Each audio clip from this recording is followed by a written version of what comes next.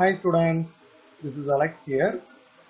இந்த ப்ராப்ளம்ல பாத்தீங்கன்னா find the coordinates of the point P அப்படின்னு கேட்டிருக்காங்க. On the line segment joining A and B. In such a way ஒரு condition இருக்கு. AP வந்து 2/5 AB அப்படின்னு கொடுத்திருக்காங்க. ஸோ டயக்ராம் முதல்ல எடுத்துக்கலாம். ஒரு லைன் செக்மெண்ட் எடுத்துக்கணும். ஸோ இந்த லைன் செக்மெண்ட் வந்து AB. ஸோ இதில் வந்து பார்த்தீங்கன்னா இந்த A and B எழுதியாச்சு அண்ட் அதோட கோஆர்டினேட்ஸும் இருக்கு.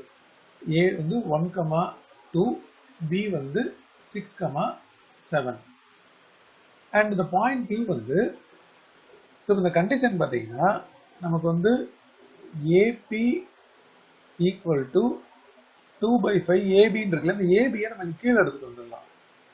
ஸோ இப்போ ஏபி பை ஏபி வந்து 2:5 ரேஷியோவில் இருக்கு. ஸோ நம்ம பாயிண்ட் பியை வந்து சம்வேர் இங்கே எடுத்துக்கலாம். இப்போ ஏபி அப்படின்றது வந்து 2 பார்ட் அண்ட் ஏபி அப்படின்றது இந்த மொத்தமாக இருக்கிற இந்த ஃபுல் லைன், இது வந்து 5. அப்போ பிபி அப்படின்றது பார்த்தீங்கன்னா இந்த 5ல இந்த 2 போயிடுச்சுன்னா இந்த பேலன்ஸ் மட்டும் வரும். ஸோ இது வந்து 3. அப்போ AB is to BP or BP அப்படின்றது 2:3. ஸோ இதுல இருந்து நம்ம ஏபி பை பிபி அப்படின்றத 2/3 2:3 அப்படின்னு எடுத்துக்கலாம். இப்போ நம்ம வந்து பாயிண்ட் பி கண்டுபிடிக்கணும்.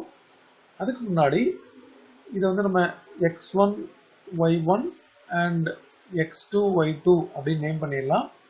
அண்ட் இந்த ரேஷியோ வந்து m:n.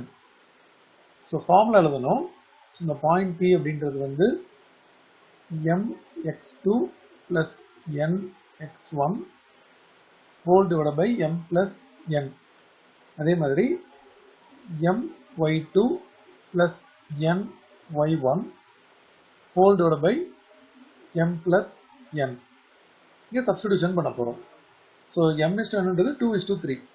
So 2 into 6 plus 3 into 1 whole divided by 2 plus 3.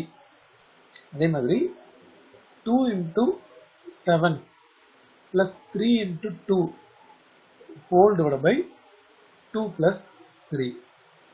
So இப்போ பாயிண்ட் P ஓட further simplification பாருங்க.